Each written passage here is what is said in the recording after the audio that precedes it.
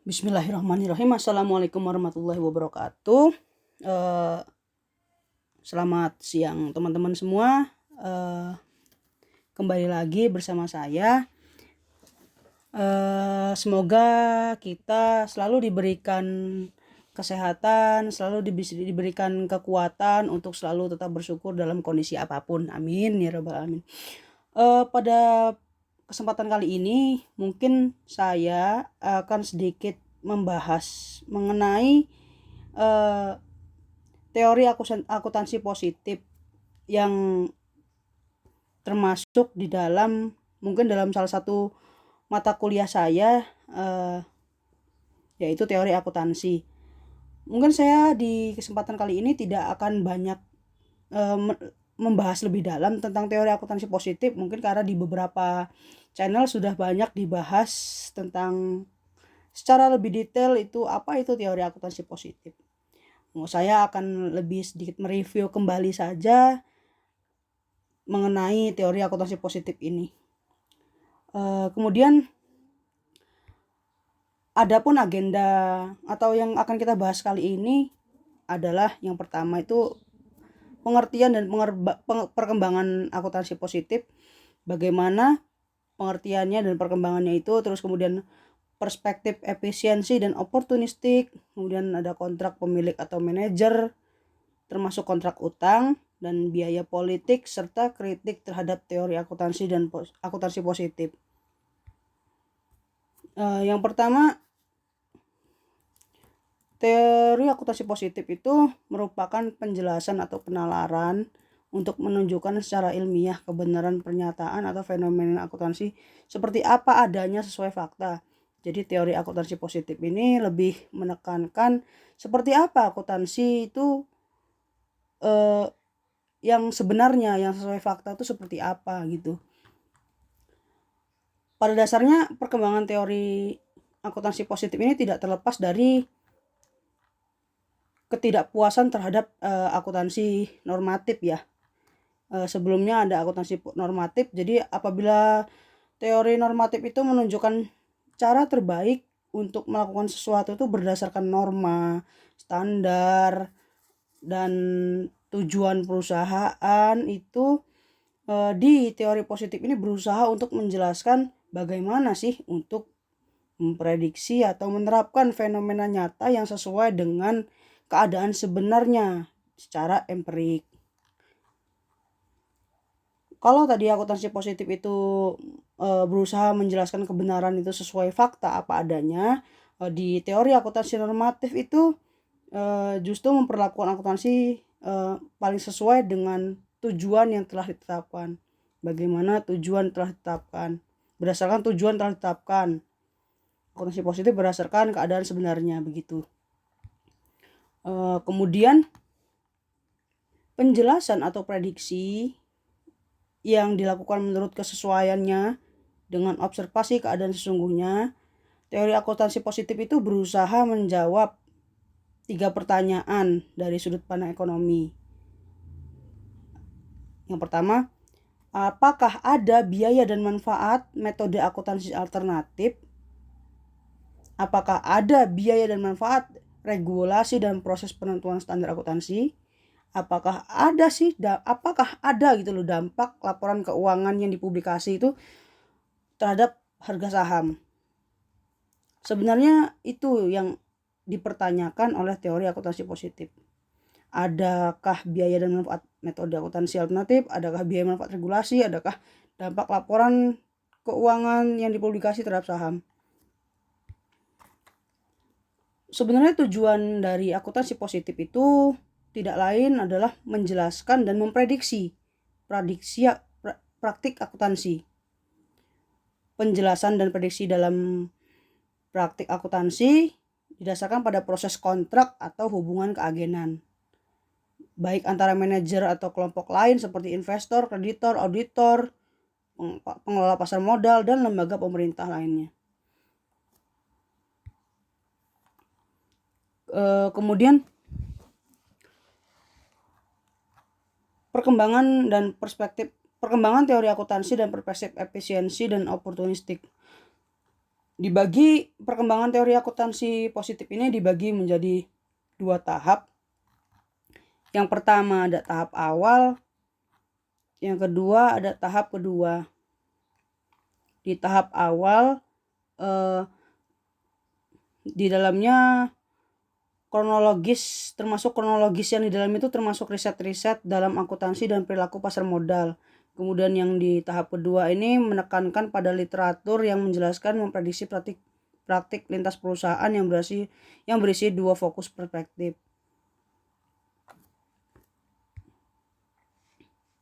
Di tahap awal ini literatur mengenai tahap ini itu tidak dijelaskan praktik akuntansi, tetapi menyelidiki atau meneliti hubungan, lebih menekankan pada adakah hubungan antara pengumuman penghasilan akuntansi dan reaksi harga saham.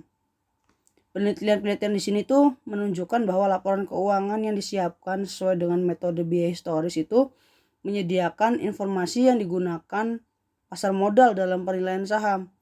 Tetapi pada waktu yang sama akuntansi tidak memonopoli seperangkat informasi yang digunakan untuk menilai saham tersebut. Teori tentang ilmu ekonomi keuangan, hipotesis pasar yang efisien, dan capital asset pricing itu dijelaskan dalam tahapan awal ini. Jadi konsep efisiensi itu pertama kali dikemukakan oleh Fama 1970 ya, 1965, yang mendeskripsikan bahwa pasar itu dikatakan efisien apabila harga pasar betul-betul mencerminkan semua informasi yang relevan, semua informasi yang sebenarnya. Efisiensi market hipotesis pada prinsipnya membagi pasar modal menjadi 3 bentuk. Yang pertama itu weak form efficiency, semi strong form efficiency, dan strong form efficiency. Weak form efficiency itu yang pertama itu mendasarkan pada asumsi bahwa harga saham saat ini adalah mencerminkan perubahan harga saham tahun lalu yang telah memasukkan informasi perdagangan dan harga saham yang pada waktu yang lalu.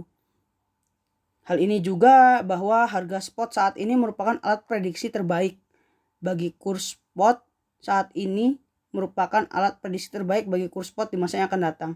Kedua ada semi strong form efficiency.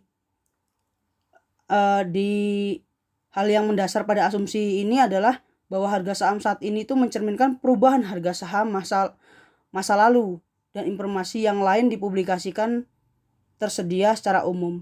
Dengan kata lain, harga saham spot saat ini bukan hanya dipengaruhi sejarah harga saham, tetapi juga telah memasukkan semua informasi yang tersedia bagi umum. Ketiga ada strong form efficiency.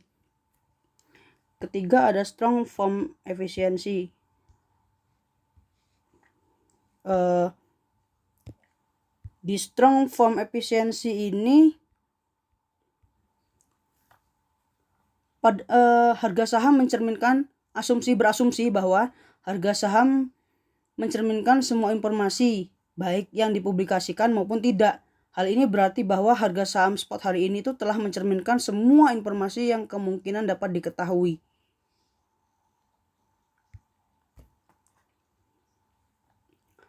Pada tahap awal tadi perkembangan teori akuntansi positif itu tidak dijelaskan ya kan, tadi tidak dijelaskan mengenai praktik akuntansi, tetapi lebih ke hubungan antara pengumuman penghasil akuntansi dan reaksi harga saham. Kemudian di tahap kedua itu ada perspektif pertama mencoba menjelaskan apakah terdapat asumsi bahwa suatu perusahaan dalam menggunakan pilihan tertentu mempunyai alasan oportunistik, misalkan transfer kesejahteraan bagi manajer dari pihak lainnya. Kedua, asumsi bahwa perusahaan menggunakan pilihan-pilihan akuntansi tertentu atau praktik tertentu karena alasan efisiensi. Jadi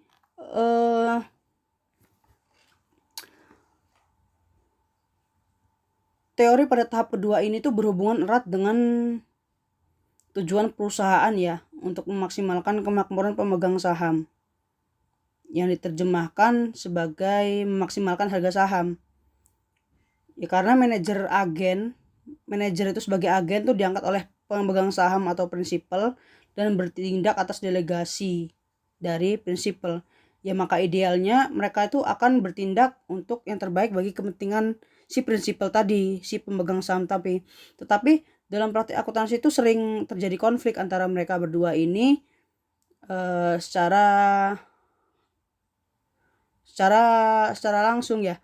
Hal ini disebabkan oleh kenyataan bahwa seringkali manajer itu mempunyai tujuan lain yang mungkin tidak sama atau bertentangan bahkan dengan pemegang saham. Konflik kedua belah pihak ini tuh sering disebut dengan agency problem atau masalah agensi. Kemudian hubungan antara tadi itu kan manajer atau debt holders dan pemegang saham ini, pertentangan antara manajer dan pemegang saham ini menimbulkan agency problem. Hubungan antara agen terjadi pada satu pihak yang disebut agen yang bertindak atas nama pemberi wewenang dan memberikan kekuasaan dalam pengambilan keputusan. Agency problem ini biasanya terjadi atau memunculkan teori sendiri dalam disiplin manajemen keuangan maupun akuntansi manajemen yang disebut dengan teori agensi. Jadi akibat dari agensi problem ini biasanya memunculkan teori sendiri. Teori sendiri itu yang disebut dengan teori agensi. Dalam teori agensi atau teori keagenan ini, di dalamnya terdapat ada kontrak pemilik sekaligus kontrak hutang. Jadi kita masuk ke teori keagenan yang di dalamnya ada kontrak pemilik dan kontrak utang. Apa teori keagenan itu? Teori keagenan tadi itu timbul karena permasalahan agensi problem tadi yang terjadi antara dua belah pihak tadi itu. Teori keagenan ini dapat dipandang sebagai satu versi dari game teori membuat model proses kontrak antara dua orang atau lebih. Scott menyatakan bahwa perusahaan itu memiliki banyak kontrak, misalkan kontrak kerja. Kontrak kerja itu dilakukan perusahaan oleh manajernya. Dan kontrak pinjaman. Kontrak pinjaman itu misalkan kontrak perusahaan dengan krediturnya. Kedua jenis kontrak ini tuh seringkali dibuat berdasarkan angka laba bersih. Oleh karena itu, teori keagenan dapat mempunyai implikasi terhadap akuntansi. Manajer mempunyai wewenang untuk mengatur sistem dan standar akuntansi yang digunakan dalam perhitungan laba. Sehingga ya manajer mungkin lebih memahami angka laba bersih perusahaan. Nah, dalam keadaan ini pemilik perusahaan seringkali itu tidak bersedia menggunakan angka laba bersih yang ditunjukkan atau dilaporkan oleh manajer. Mengapa? Karena jelas berbeda ya nominalnya, atau itu jelas berbeda perhitungan manajer dengan maunya manajer dan maunya pemilik perusahaan. Angka itu sebenarnya sebagai acuan untuk kontrak bonus dengan manajer. Oleh karena itu diperlukan kegiatan lain dari pertentangan tersebut.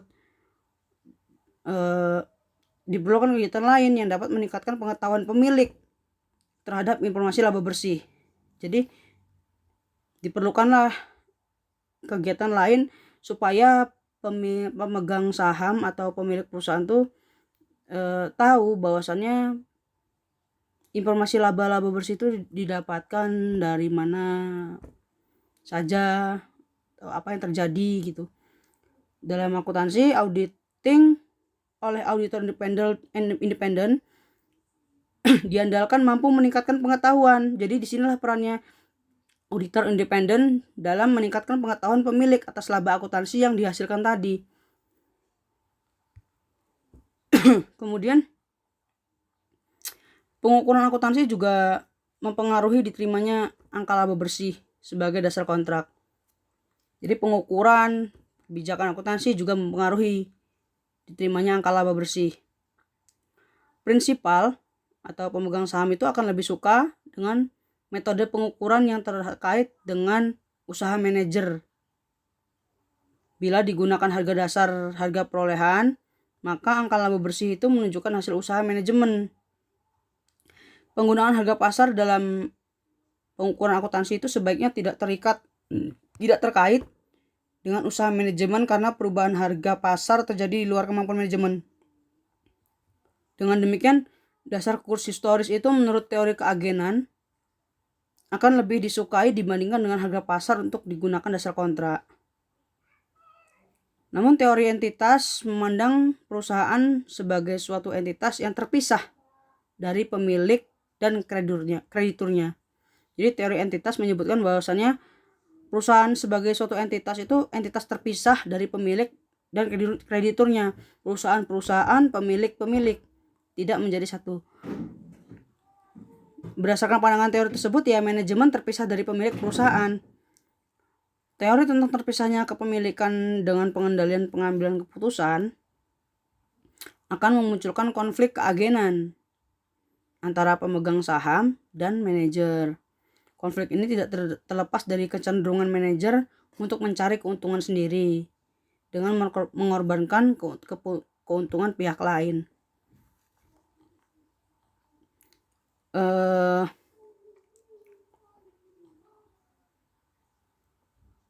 Permasalahan yang muncul akibat konflik antara pemegang saham dan manajer tadi itu akhirnya menimbulkan biaya keagenan atau yang biasa kita sebut biaya ekuitas, equity agency cost.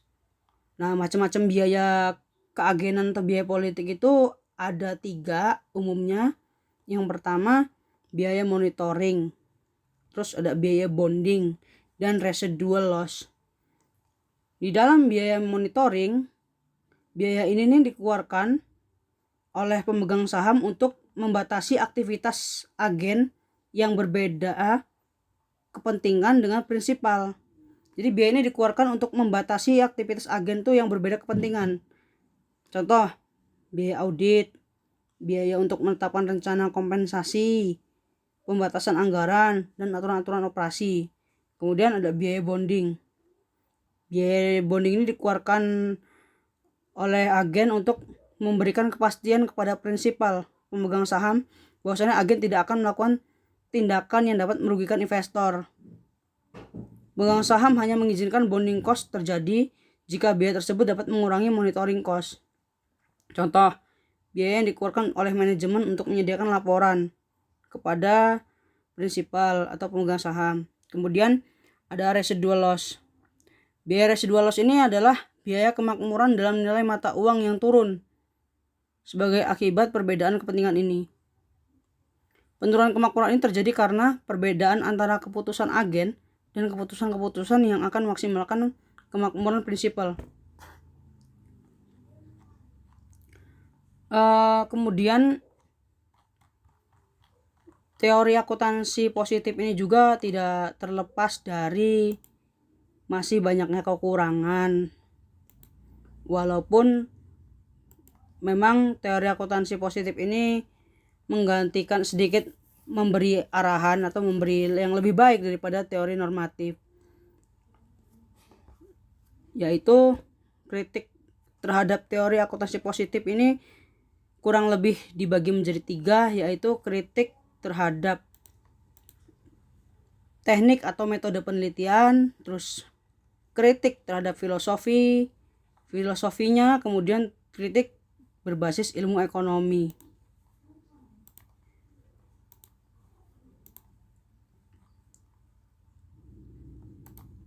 Kritik terhadap teknik atau metode penelitian ini berkaitan dengan sekumpulan peraturan, kegiatan, dan prosedur yang digunakan teori akuntansi positif. Kritik ini juga membahas mengenai analisis teoritis mengenai suatu cara atau metode. Jadi di sini ditekankan bahwasannya teknik atau metode penelitian teori akuntansi positif ini menjadi salah satu pertimbangan, salah satu kritikan yang harus dibenahi. Kemudian filosofinya teori akuntansi positif itu kritik bagaimana sudut pandang studi tentang seluruh fenomena kehidupan dan pemikiran manusia secara kritis dan dijabarkan dalam konsep mendasar. Kritik filosofi itu muncul tidak dengan melakukan eksperimen dan percobaan, tetapi dengan mengutarakan masalah secara persis untuk mencari solusi untuk itu dan memberikan argumentasi dengan alasan yang tepat untuk solusi tertentu. Kemudian kritik untuk ilmu ekonomi. Melihat teori akuntansi positif dari sudut pandang ekonomi, itu ilmu ekonomi sendiri yaitu ilmu yang mempelajari perilaku manusia dalam memilih dan menciptakan kemakmuran ya. Intinya masalah ekonomi adalah adanya ketidakseimbangan antara kebutuhan manusia yang tidak terbatas dengan sumber daya yang jumlahnya sangat terbatas. Mungkin itu saja materi pemaparan dari saya mengenai teori akuntansi positif. Jadi teori akuntansi positif ini muncul akibat karena ketidakpuasan dari teori akuntansi normatif. Yang teori akuntansi normatif ini salah satunya terlalu fokus pada kepentingan investor daripada kepentingan lainnya. Kemudian teori normatif itu dirasa kurang mampu menguji teori secara empiris, dan teori akuntansi normatif itu sangat memungkinkan terjadinya pengalokasian sumber daya ekonomi secara maksimal di pasar modal. Jadi kurang efektifnya teori akuntansi normatif menimbulkan teori akuntansi positif atau memunculkan teori akuntansi positif yang muncul sebagai perbaikan dari akuntansi normatif. Mungkin itu saja dari saya. Kurang lebihnya saya mohon maaf, dan saya selalu menerima kritik dan saran masukan teman-teman semua di kolom komentar apabila saya terdapat kekeliruan kata atau penyampaian dalam materi ini. Terima kasih, selamat siang.